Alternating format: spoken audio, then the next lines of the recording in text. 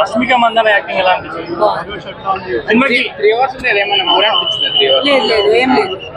ధనుష్ గారి యాక్టింగ్ ఎలా అనిపించింది? బీజిఎం ఎలా అనిపించింది? బ్యాక్గ్రౌండ్ స్కోర్ అంతా బాగుంది. Thank you. ఒక్క నిమిషం మ్యామ్, బ్యాక్గ్రౌండ్ మ్యూజిక్ ఎలా అనిపించింది? బాగుందండి. రిపీటెడ్ గా సినిమాకి వెళ్ళొచ్చు, ఇంకోసారి చూడొచ్చు. సో కింగ్ నాగార్జున గారు ఉన్నారు కదండి, సో ఎలా అనిపించింది నాగార్జున గారి? 65 to 26 అలానే ఉన్నారు. కొంతమంది డిసప్పాయింట్ అయ్యారు నాగార్జున గారి రోల్ వల్ల. లేదు అసలు లేదండి. అలా థ్యాంక్ యూ.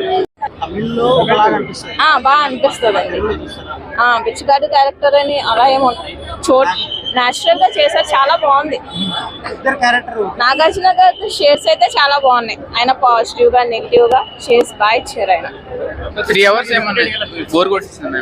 ఏం బోర్ కొట్టలేదండి, సినిమా అయితే బోర్ కొట్టకుండా అలా వెళ్ళిపోతుంది, ఎక్కడ బోర్ కొట్టదు. రిపీటెడ్ వాచ్ చేస్తారంటే ఆడియన్స్ మంచి సినిమాలు ఏం రాలే కదా ఈ మధ్య. ఇది మెసేజ్ ఓరియంటెడ్ అండి, పిచ్చగాళ్ళ గురించి బాగా ఇచ్చారు.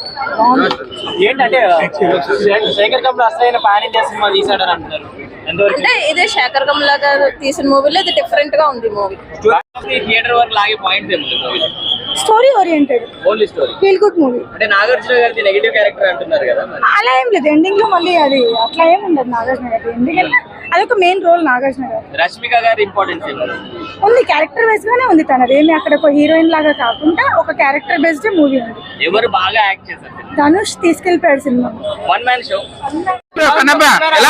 కుబేరా నిజంగా చెప్తున్నా, కార్లలో ఉబేరా, థియేటర్ లో కుబేరా అట్లుంది నిజంగా మూవీ అయితే.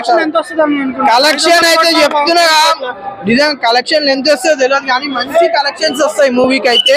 చాలా నీట్ గా ఉంది మూవీ అయితే. ఒక కొత్త స్టోరీని దాన్ని ప్రెజెంట్ చేయడం కూడా నిజంగా అసలుకి చాలా బాగా ప్రెజెంట్ చేసినారు. రష్మిక గారు ఉంటే 1000 కోట్ల కలెక్షన్ వస్తుంది అంటున్నారు, గ్యారెంటీనా? లాస్ట్ పుష్పకి 2000 కోట్లు వచ్చినాయి, యానిమల్కి 1000 కోట్లు వచ్చినాయి.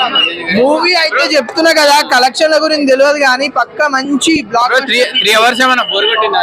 ఎక్కడ కూడా బోర్ కొట్టలేదు. స్టోరీ ఇంకా అసలు తెలుసుకోవాలి, చాలా సస్పెన్స్లు ఉన్నాయి, థ్రిల్లింగ్ ఉంది స్టోరీ అయితే. సస్పెన్స్లు బాగున్నాయి, ఏం జరుగుతుందా అనేది మాత్రం చాలా బాగుంది స్టోరీలో. చాలా పీస్ఫుల్ గా ఉందన్న సినిమా చూసిన తర్వాత. అంటే నాకు మైండ్ చాలా ప్రశాంతంగా అనిపించింది. ఇంత మంచి సినిమా చూసాను రా చాలా రోజులకి. నాకు ఆ మధ్యన లక్కీ భాస్కర్ చూసినప్పుడు ఆ ఫీల్ వచ్చింది. అంటే ఒక మంచి తృప్తిగల సినిమా చూశాను. సో నాకు నరుకుడు ఇవన్నీ ఇష్టమే, బోయపాటి గారి సినిమాలు చూస్తాను, మన సందీప్ రెడ్డి వంగ గారి సినిమాలు చూస్తాను.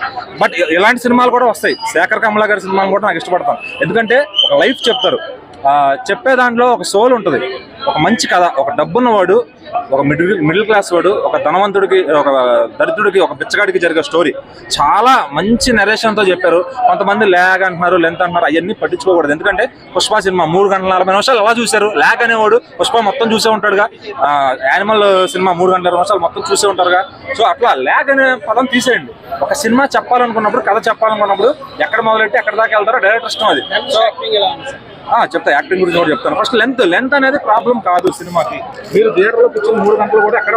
ఎలా అనిపించింది అన్న కుబేరా సినిమా అయితే చాలా ఎమోషనల్ గా, ఒక హార్ట్ టచింగ్ మూవీగా చెప్పుకొచ్చాను. ఎందుకంటే ఒక డబ్బుకి, ఒక మానవత్వానికి జరిగే క్రమంలో జరిగే ఎమోషన్ సీన్స్ కావచ్చు, లేదంటే ముఖ్యంగా ధనుష్ గారి యాక్టింగ్ ఇప్పుడు కూడా కళ్ళ ముందు ఉందని. నిజంగా ఏం యాక్టింగ్ చేసినట్టే ఆ క్యారెక్టర్ ఆయన తప్ప ఇంకెవరు చేయలేరు అని. టాలీవుడ్ లో ఎందుకు లేరు ఈ క్యారెక్టర్, తమిళ నుంచి తెచ్చుకోవాలనుకున్నాను కానీ నిజంగా సినిమా చూసిన తర్వాత నిజంగా యాక్టింగ్ అయితే ధనుష్ కి మాత్రం ఫుల్ మార్కులు పడుతున్నారు.